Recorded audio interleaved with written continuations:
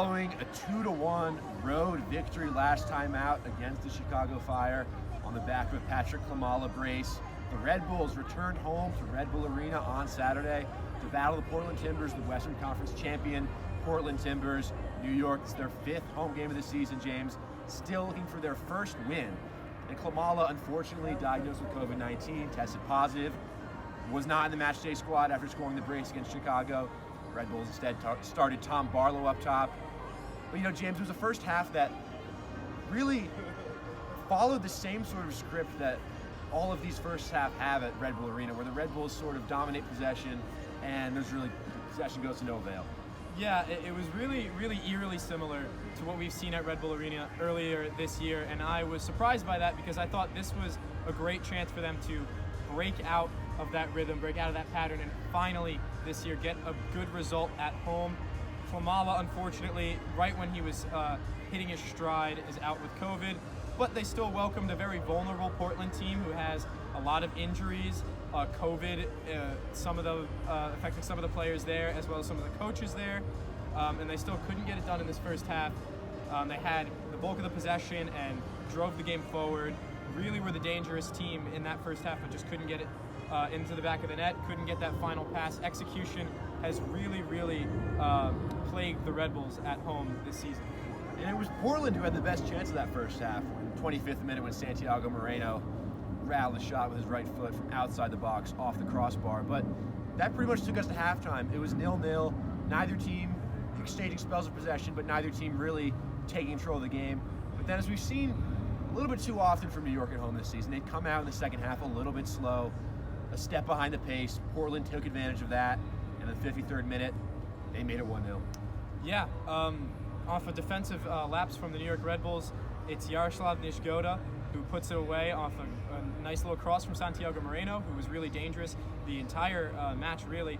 And that makes Niezgoda the first Polish striker to score at Red Bull Arena this season, not the DP signing Patrick Klimala for the Red Bulls. That's a little bit of a demoralizing statistic for New York, but moving forward, they got more intense into this match. Later on, it culminated on a dead ball situation, a corner kick. First attempt from the corner, Lewis Morgan forces a great save out of David Bingham, and then right after that, it's Aaron Long who puts home a rebounded header from Dylan Nealis, who was excellent all day for New York, and it's the captain's second goal of the season that levels this one at 1 apiece. And for New York, after that goal from Long in the 67th minute, they start to push the pace a little more. They make some changes. Drew Yearwood comes on for Frankie Amaya, and even though New York was really pushing, it didn't seem that likely they were going to get a second goal. They were pushing the pace of the play, but no real clear-cut chances. Maybe the best one coming from Lewis Morgan later on in the half. A left-footed shot kind of took David Bingham by surprise in the Portland net. But there were 6 minutes of stoppage time. Still, after some changes from both sides, Blanco came on for the Timbers. Game finishes 1-1. It's almost astounding how a team like New York can be so effective on the road. They play so well on the road, almost lights out on the road this whole season. And then to come in home to Red Bull Arena, a place that's historically, been very kind to the Red Bulls. It's been known as the Fortress, great atmosphere today, for a cold, rainy May evening rather. The place was pretty full, and the atmosphere was popping. Even with the slow start at home this season, Red Bull Arena since 2010 is still the best home field advantage statistically in Major League Soccer. The Red Bulls have more points at Red Bull Arena than any team at their home since 2010, since this place opened. And that's a terrific stat, but it looks like that could be coming to an end. It is hard to believe that sort of thing is happening, especially with how good they've been on the road. 5 MLS wins out of 5 MLS away matches and 1 out of 1 in the U.S. Open Cup against Hartford Athletic. But I think Gerhard Struber deserves some criticism today. The substitutions he made, too little too late. Bringing on Zach Ryan for Tom Barlow in the 80th minute and leaving Ashley Fletcher unused on the bench doesn't make a lot of sense to me. I didn't really love the position he put his players in, and I thought he didn't recognize the right players to take off. I thought Lewis Morgan was absent for a lot of it. I thought his decision-making wasn't there. His touch was off. I thought Christian Cáceres ghosted in the midfield, but he elected to keep Morgan on and bring off Frankie Amaya as opposed to bringing off Christian Cáceres in the middle.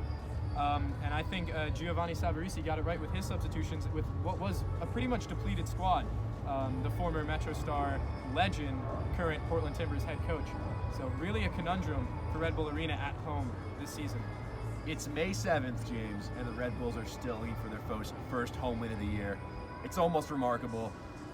New York back in action with an Open Cup tie against DC United away from home, followed by another road trip against Philadelphia on May 14th. They'll be back here at Red Bull Arena on Wednesday, May 18th to take on the Chicago Fire. James and I will be there for that one.